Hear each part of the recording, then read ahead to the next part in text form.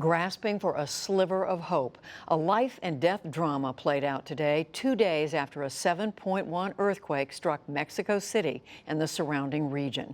The death toll stood at 245, with more than 2,000 hurt. Our William Brangham is there and filed this report. From dusk to dawn and all through the day, they dug, trying to reach what they thought was a young girl trapped in the ruins of a collapsed school.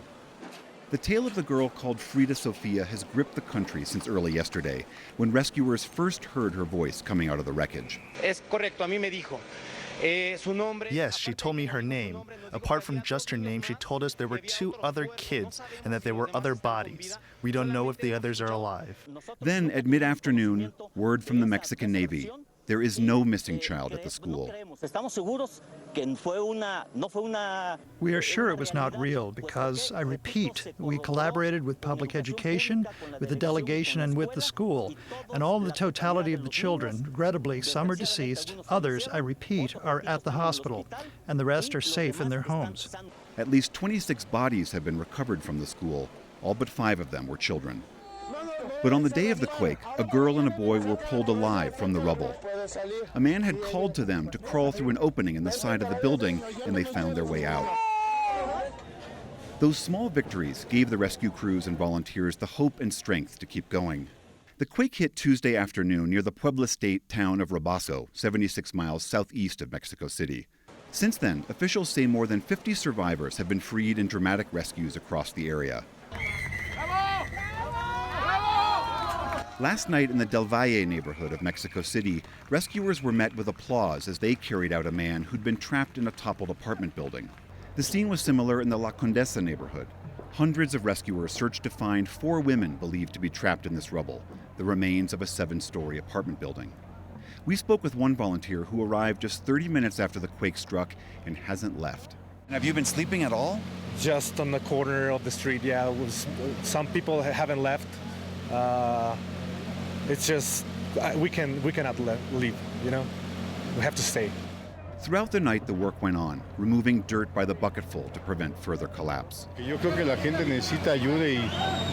I believe people need help, and I would like to think there are still survivors. And honestly, I have always helped when there have been disasters. My family and I always helped in some way, either with provisions or by supporting them, like right now with the debris. In the center of the city today, rescuers dug through the remains of this textile factory. It's estimated that about 100 workers, mostly Japanese, were inside when the quake hit. There's no official count of actually how many people were inside this building. It's estimated that about 30-something bodies have already been brought out, but rescue workers here are working frantically because they believe that there are still at least one other person who is alive inside the rubble who's been texting to rescue workers on the outside asking for help. Mexican President Enrique Peña Nieto has declared 3 days of national mourning. In a televised statement last night, he offered his own condolences. The whole of Mexican society is with you. We're with you in your pain. I reiterate to the residents of affected zones that you are not alone. Working together, we are going to make it through. Nieto said aid is also coming in from Japan, the United States, and other countries. The help cannot come too soon. Several buildings in Mexico City are feared to be near collapse, and officials face the competing demands of trying to save lives and beginning demolition work to ensure public safety.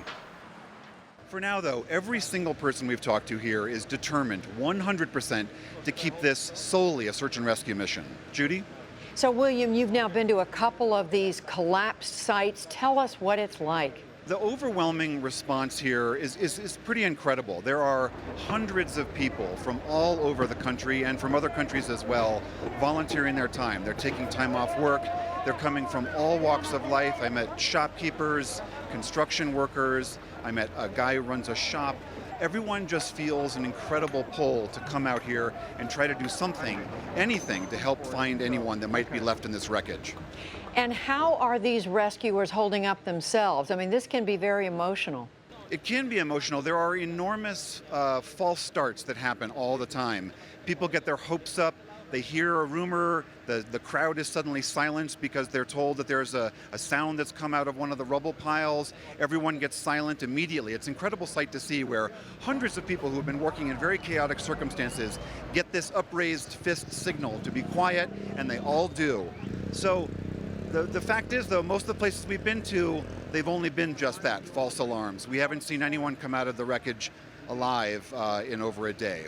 One of the great disappointments here, of course, has been the news that the girl that was thought to be inside this collapsed school may have turned out to simply be just hope or a rumor or wishful thinking. I mean, the recriminations now afterwards on social media, everyone is now blaming one of the biggest television stations here for feeling like this story got hyped.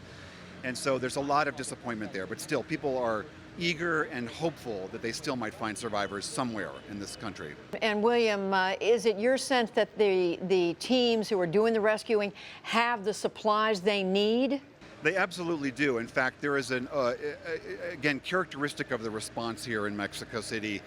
Volunteers have been overwhelmingly donating food, water, medical supplies, masks, goggles. I mean, we've heard from several people that they don't need any more of that. They are more than well taken care of here. All right, William Brangham reporting for us from Mexico City, where they're still dealing with this terrible earthquake. Thank you, William. You're welcome, Judy. And just moments ago, Mexico's president confirmed that the death toll from the earthquake has now risen to 273.